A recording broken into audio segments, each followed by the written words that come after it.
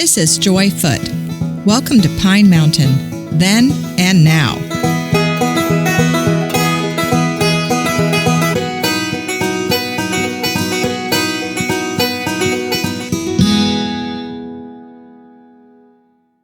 Today on the show, I'm excited to share an interview I recently did with Lou Brackett about the Sunnyside Community Center.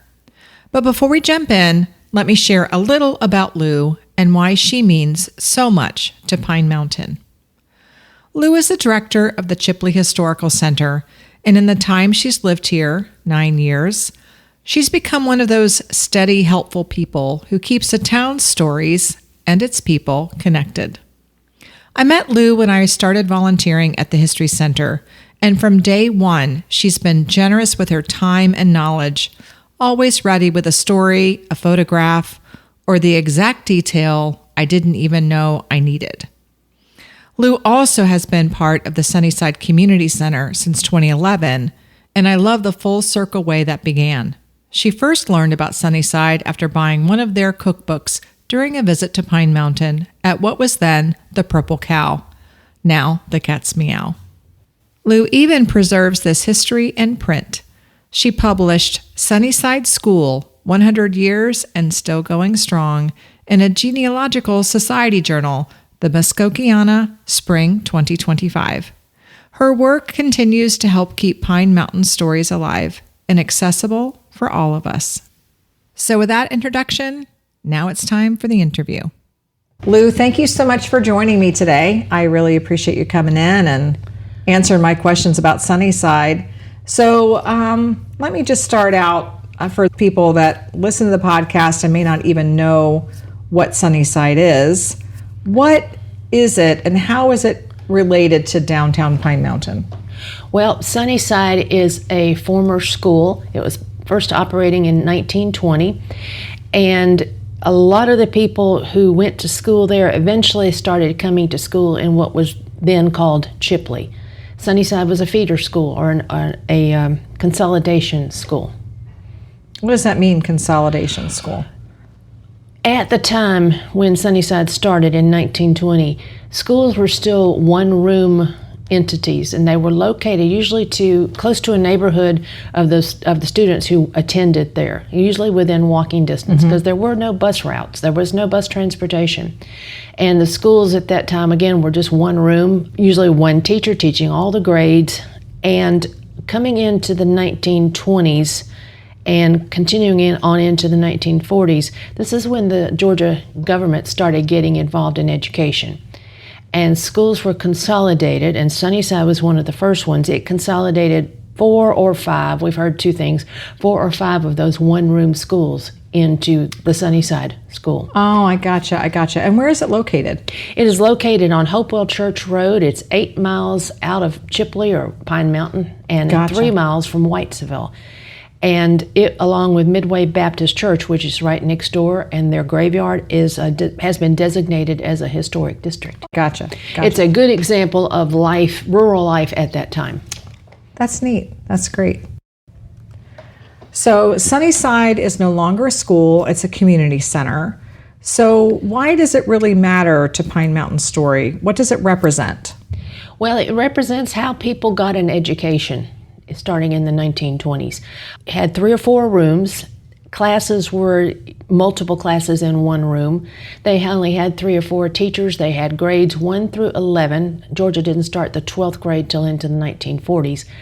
But they had a principal, and the school itself, I mean, it's very different from what we know today as a school. Yeah. So how did it begin, the school itself? Well, I think that the problem happened that a lot of people from that area wanted to send their children to a better school than what they had. And I think the community, we've never found any plans about how it was built or constructed. So I think the community just got together and decided to build a school. And they built it fairly quickly. In 1920, 2 men, A.H. Hopkins and C.C. Jones, donated the acreage for the school. And that was in 1920, the summer, and yet the first class started there in September of 1920. It's like a barn raising. Yeah, we feel like it went up very, very quickly. It's important to remember, though, that Sunnyside was for white children only, because remember, Georgia was segregated at that time. And it was only grades, again, like I said before, it was only grades 1 through 11, because Georgia did not add the 12th grade. Got it. Okay. And so how long did it serve? Like, if it started in 1920, you said 21? 1920, we think the first students attended in September of 1920. So how long was it a school for? By the time you got to the 40s, it had stopped being a school. It gradually declined over the years. The biggest issue was that Chipley High School opened. And Chipley High School was an accredited high school. And if you wanted your child to be able to go to college, they had to graduate from an accredited school. And then because the children needed to come to Chipley, bus transportation started. And so gradually Sunnyside was cut down. First the high school left, the high school students left because they were being bused into Chipley. And gradually Chipley, or Sunnyside School, got cut down to just the primary grades. And then finally, once they come the 1940s, they had stopped taking students. Yeah.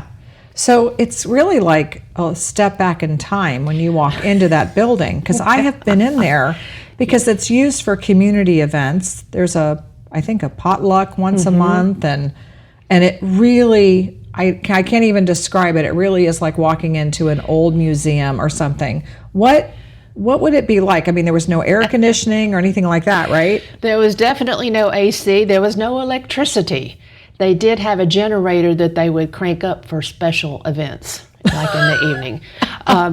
There were big windows for light and ventilation. There were 2 outhouses, one for boys, one for girls, a well with a hand pump, a ball field out front.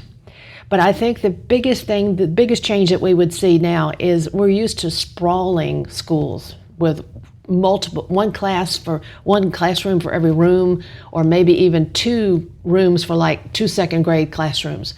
But Sunnyside only had the 4 rooms, and you would see the high school students in the same room as maybe lower school students. And they were all getting taught by just a handful of teachers and a principal. And I think that's the biggest change that we would see today. Wow. Yeah, it is. It is. For those of you listening that have never gone there, I encourage you to do that. So I'm sure there are a lot of people that have supported Sunnyside through the years. Are there any that you want to mention today? The Hopkins and Jones families, who I've already mentioned, but there are lots of others. The Hadley family lived in the area and sent their children there. Belle Holland was the first principal, which was unusual for a woman during that time period, but she was replaced after a year by a man. The Kuhn family were great supporters. Bob Patterson, Rachel Sharp, and Linda Straub have been officers of the Sunnyside Community Club for years. Linda's late husband, Jim, was an engineer and actually excavated under the building to repair some structural issues. And there's a really neat story. One of the teachers at Sunnyside, Mary Hopkins, married the local assistant agricultural agent, J.T. Cox Jr. 2 of their children, Betty Cox Beagle and Franklin, attended Sunnyside School. I did an interview with Betty in 2014 about the school, and it's a real treat. And we also have a picture of a young Franklin as a little boy attending Sunnyside School there. That's sweet. That's really sweet.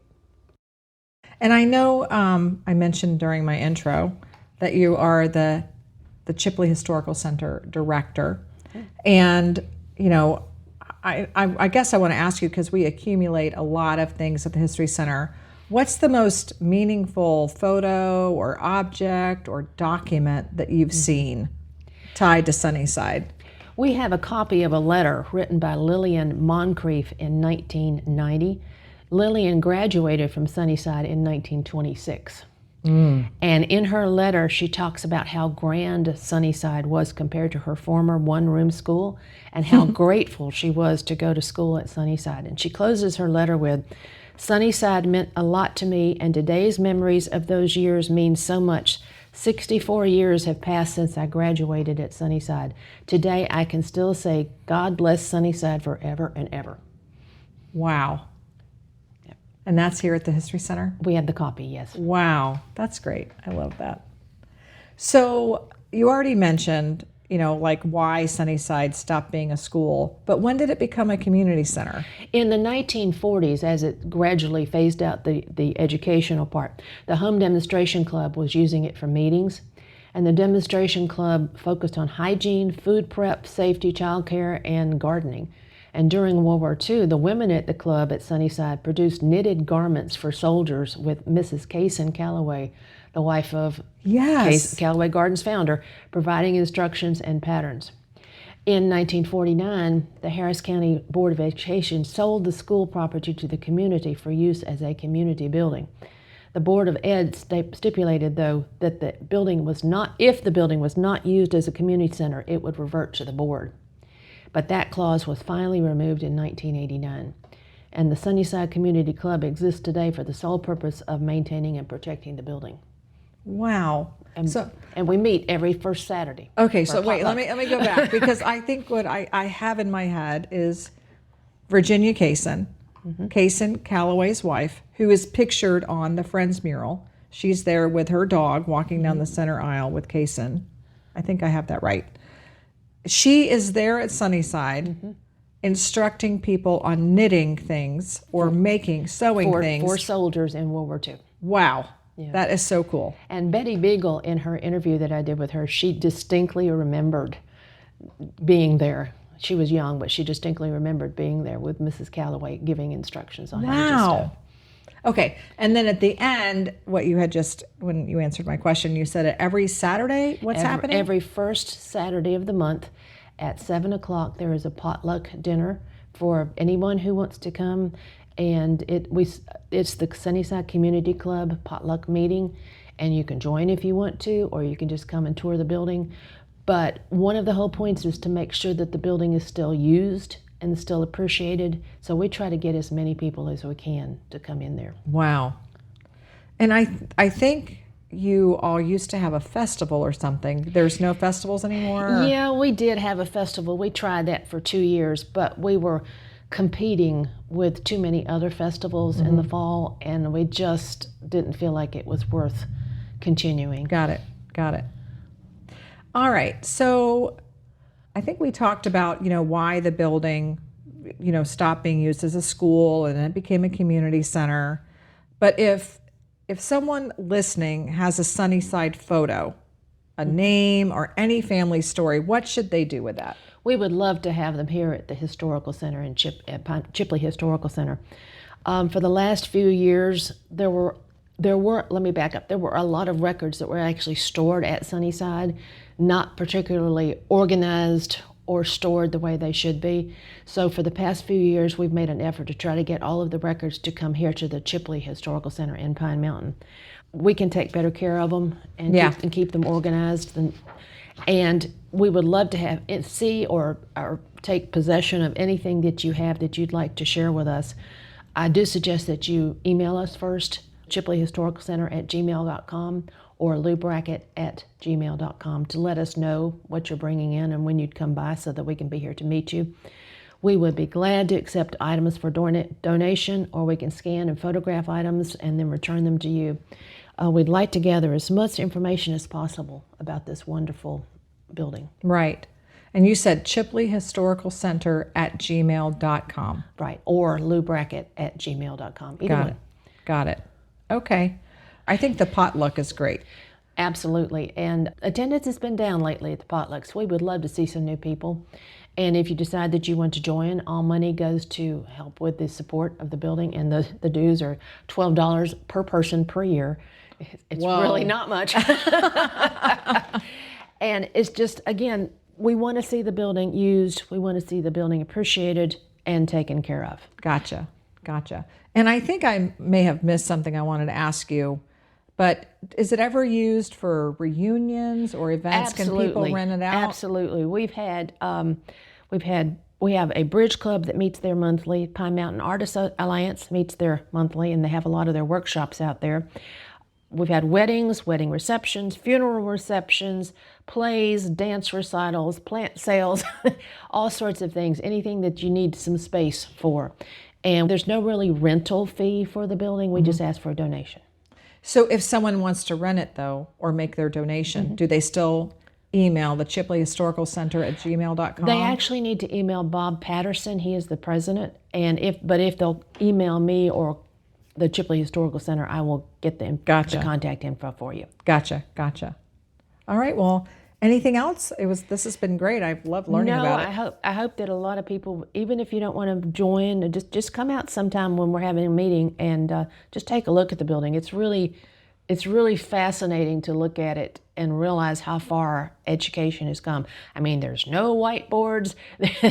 Like I said, they had outhouses, and yet people like Lillian Moncrief in her letter were just extremely grateful to get the chance to have a good education there. Yeah.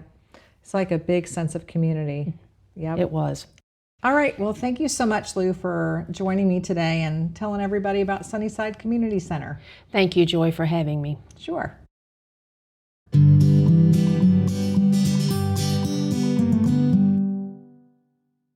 This episode is brought to you by the Chipley Historical Center.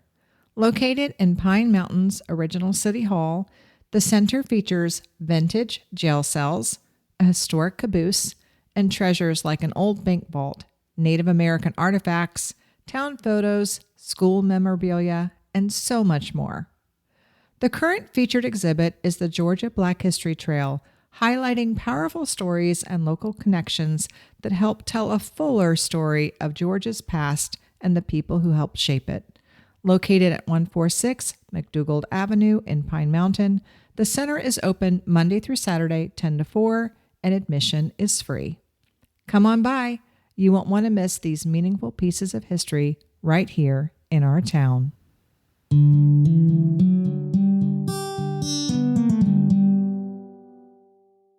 I have a fun event coming up that I want to invite you to. I'm hosting the America 250th Music Bingo on Tuesday, May 12th at 6 p.m. at the Chipley Women's Club in Pine Mountain. The music will be a great mix of songs that are patriotic, about America, or even just have America in the title. If you've never played music bingo, it's just like regular bingo, but instead of numbers, you'll hear songs. You don't need to know the name of the song to play. I'll also share a little trivia about each song while we go, which adds a little fun twist to the game. The cost is $20. That covers your bingo card, hot dogs, apple pie, provided by Dakota's Counter. And for the first time, we'll have a cash prize for the winner. I hope you'll come out and join your friends and neighbors as we celebrate America's 250th birthday. To reserve your spot, email me at joy58105@gmail.com. Again, that's joy58105@gmail.com. Special thanks to Lou Brackett for being on the show today. The beautiful art and music for the show was created by Silly Bug Studios. Thanks for listening, and I hope to see you around town.